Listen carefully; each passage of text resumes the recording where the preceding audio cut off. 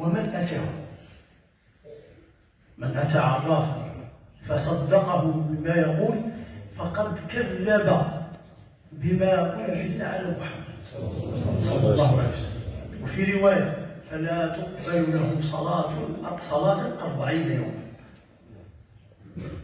فهذا الإنسان الذي جاء إلى السائل ولا العراف ولا المشعوذ ولا الجزار ولا مهما كانت صفته، هذا الناس اللي يدعون معرفة الغيب، تجيه ولو تجيه متحد، تجي غير احنا نقولوا باغي كيقول لك باش غير يشوف باين يزعق، نقولوا له فقد كفرت بما أنزل على محمد. ولا ينالك هذه الجائزة التي يأخذها المسلمون المتقون. هذا أولهم وأخطرهم والعياذ بالله. الرجل الثاني أيها المسلمون الذي لا يأخذ الجائزة هو العاق لوالديه. الإنسان اللي ملا يفباه وملا يفمه ومفضل زوجته وولاده على أمه، هذا نقول له والله لو صمت الدهر كله كاع حياتك صمتها وتمشي للكعبة وتبقى قائم لا حياتك عند الكعبة، والله لن يغفر الله لك، لأنك أسخطت والديه، ومن أسخط والديه فقد أسخط الله. هذا يحذر على نفسه، ونحن نقول له هذه النصيحة، النصيحة موجهة لأنفسنا جميعا بدون استثناء، أننا كلنا جميعا إياك ثم إياك الباب تاع الوالدين. وقضى ربك ألا تعبدوا إلا إياه، أمك ثم أمك ثم أمك. هذه الأم التي حملتك وهنا على وهن وكرها على كره، وكانت تغسل لك أكرمكم الله النجاسة، تغسل لك الوسخ تاعك، وعاود في الأخير تروح وتخليها الأم، تروح وتعذبها الأم، تروح وتنيفها الأم. نقول لك أنه يحذر أنه لا تنالك هذه الجائزة التي يأخذها الناس، وإن فعلت ما فعلت. الله أكبر الله أكبر الله أكبر الله أكبر الله أكبر الله أكبر الله أكبر الله أكبر. الذي لا ينال الجائزة قاطع الرحم. إنسان لا يفخون، لا يفعمه، خاله، جاره، بل عمه، صاحبه، هؤلاء لا ينالون الجائزة.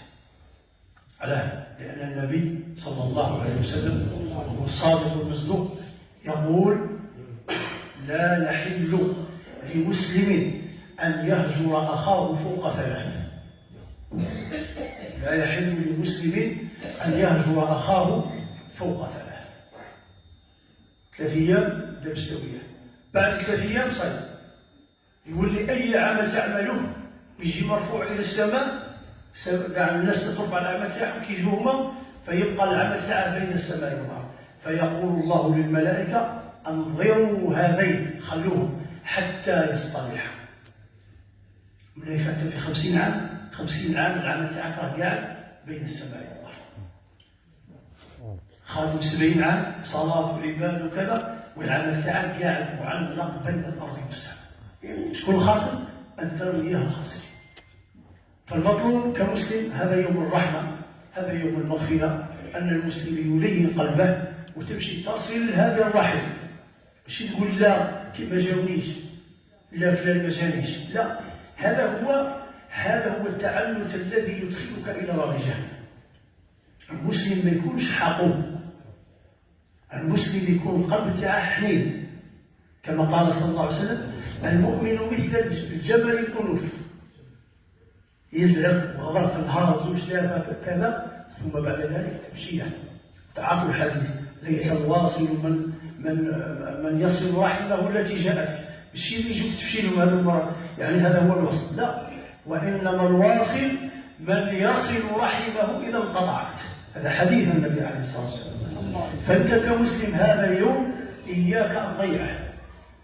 هذا اليوم أعظم الأعمال عند الله أنك تصل الرحم، أنك تغافر، أنك تسمح، أنك تكرم الغيب، أنك تعفو عمن ظلمك. هذا هو خلق النبي صلى الله عليه وسلم. الله أكبر الله أكبر الله أكبر الله أكبر الله أكبر الله. كذلك من الذين لا ينالون الجائزة الأخوان المتشاحنان، الأخوان المتصارمان. يقولوا متشاحنين، والاخر يحوج يدخل من الاخر، والاخر يدير اكثر من الاخر. هذو متشاحنين هذو ذلك عملهم لا يرفع الى السماء، كما صح ذلك عن رسول الله صلى الله عليه وسلم. كذلك الزوجه التي بات زوجها وهو عليها ساخط، الزوجه التي بات عليها زوجها وهو ساخط، وقولها يا امراه اتق الله عز وجل، فرضا الله من رضا زوجك، فإذا رضي عنك زوجك فإن الله عز وجل يرضى عنك. أسأل الله تبارك وتعالى أن يتقبل منا آمين وأن يوفقنا وإياكم بخير العمل. كذلك والعياذ بالله مدمن الخمر، مدمن الخمر هذا كذلك لا يأخذ الجائزة في هذا اليوم. والله عز وجل كان لو تدرس هذه الأصناف اللي ذكرناها، العلماء درسوا الأحاديث هذو لقاو المشكل تحالوا خمسة عنهم مشكلة واحدة. تشوف فيهم أحاديث مختلفة وناس مع ناس مختلفين، ولكن مشكلة واحدة، واش هي؟ المقاطعة. كي تقطع بينك وبين أخيك، بينك وبين والديك، بينك وبين رحمك، بينك وبين جيرانك، وبينك وبين أصدقائك، فإن الله عز وجل يقطع عنك الرحمة. اسمعوا إلى الآية حيث يقول الله عز وجل في كتابه العزيز: فهل عسيتم إن توليتم أن تفسدوا في الأرض.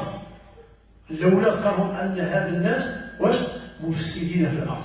فهل عسيتم إن توليتم أن تفسدوا في الأرض وتقطعوا أرحامكم. واش هما الوصفة تاعهم؟ يعني واش صار؟ قال أولئك الذين لعنهم الله، اللعنة راها تنزل عليك وأنت الأخبار.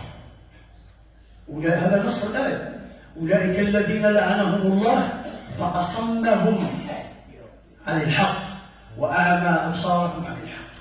تولي صم وأعمى وزيد تنزل عليك اللعنة. ارحم نفسك أيها المسلم، ارحم نفسك أيها المسلم، ارحم نفسك أيها المسلم. أسأل الله تبارك وتعالى أن يجعلني وإياكم من المتقين. أسأل الله عز وجل أن يجعلني وإياكم من الواصلين الذين يصلون أرحامهم، الذين يبرون والديهم. أسأل الله تبارك وتعالى أن يجعلني وإياكم من المتقين. فهذا يوم الجائزة، أسأل الله عز وجل أن لا يحرم منها أحد. اللهم لا تحرم منها أحد. اللهم لا تحرمنا من هذه الجائزة. اللهم اغفر ذنوبنا. اللهم اغفر ذنوبنا. اللهم اغفر ذنوبنا. اللهم استر عيوبنا. اللهم فرج كروبنا. اللهم اجعل جمعنا مرحوما فرقنا من بعده سالما من معصوم. اللهم لا تجعل فينا ولا منا ولا معنا شقيا ولا محروما. اللهم لا تفرق هذا الجمع الكريم الا بذنب مغفور وسعي مشكور وعمل متقبل مبرور وتجاره ترضى. اللهم من كان مريضا فاشفيه، ومن كان صحيحا فعافيه، ومن كان مدينا فاقض دينه، ومن كان اسيرا من المسلمين مظلوما فاطلق سراحه يا ارحم الراحمين يا رب العالمين. اللهم الف بين قلوبنا، اللهم الف ذات بيننا.